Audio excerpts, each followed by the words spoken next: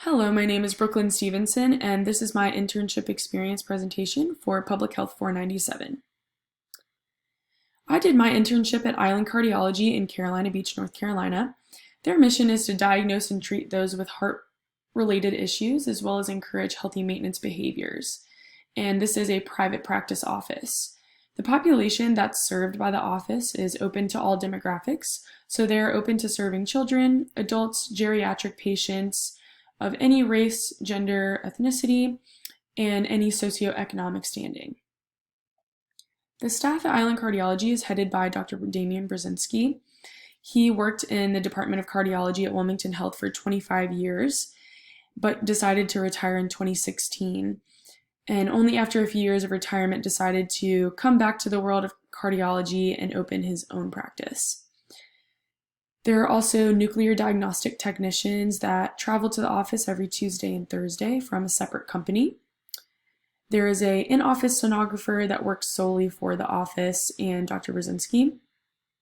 And there are also enhanced external counterpulsation technicians, or EECP techs, as well as receptionists and medical assistants. For my internship responsibilities, I bounced around between the different sectors of the office in order to get a full understanding of how the office works and everything in the office and how it connects together in order to create the best experience and plan of care for the patients. So for nuclear diagnostics, patients receive radioactive isotopes in order for the camera seen on the screen here to visualize and highlight the heart on the images.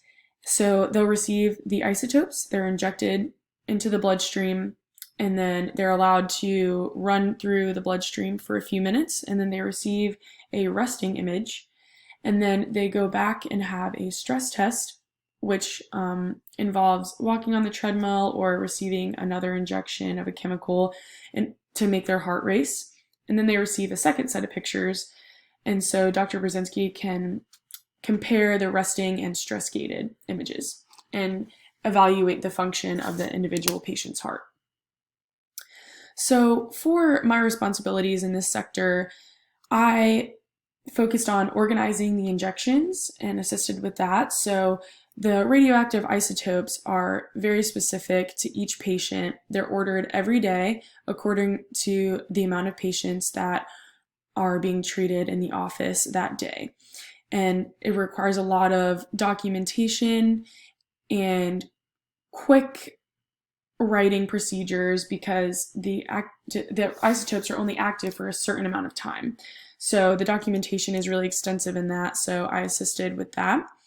I also assisted with the stress test, monitoring patient vitals, making sure they were okay during the process of getting their heart rate up to the target heart rate, as well as monitoring the EKGs. I learned how to read EKGs and monitor if there were any abnormalities and what those abnormalities might mean. For example, like a left bundle branch block is very apparent on the EKG, and that can cause lots of issues, and you can actually not get a good reading from the EKG. You have to do a different test. So detecting those abnormalities are really important. I also assisted in the imaging process with placing patients, maneuvering the machine in order to visualize the heart directly in the screen so that you get the best pictures, and analyzing the results was really important as well. I'll show you a picture of here of kind of a finished report after a patient received all of the nuclear testing. So this is stress-gated and resting kind of put together. And it shows their ejection fraction down here in the bottom right of the screen, which is 64% for this particular patient, which is in a good range. So just editing the pictures, making sure they're all good before the patient leaves, and analyzing them in order to make sure that it all lines up with other testing that is performed in the office. I assisted with those activities. For sonography, this is a lot going on here. There's a lot of different moving parts to completing echocardiograms, abdominal aorta, and carotid ultrasounds.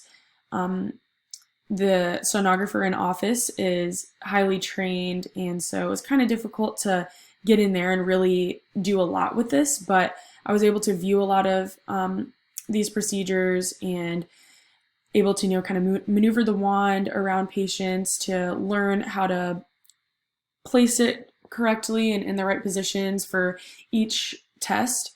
And also 60 to 70 images are taken during this normal procedure on average. So editing the images and making sure that there's only good ones in there is really important. So editing the image batches, taking out the ones that aren't extremely useful is very helpful for Dr. Brzezinski so that he doesn't have to look at hundreds of pictures for each individual patient. He's just looking at ones that are useful. For the EECP, this is a treatment procedure that uses leg cuffs that inflate and deflate on a rhythm in order to dilate the patient's blood vessels. So for this, I was able to monitor patient vitals during the treatment procedures and make sure that they aligned with the machine operation, because the machine operates aligned with the patient vitals, with their heart rate, their blood pressure, to make sure that it's pumping the blood properly. Because if the machine is pumping without being in rhythm with the patient vitals, then it can actually cause cardiac arrest. And also, I monitored machine function, monitoring for proper function, making sure it was working correctly for the patient, and the PSI is the pressure of the cuffs, and that's really important because that's specific to each patient. So I was able to monitor that and change it throughout the treatment process, because the process is 7 weeks and the PSI increases gradually over those 7 weeks for each patient.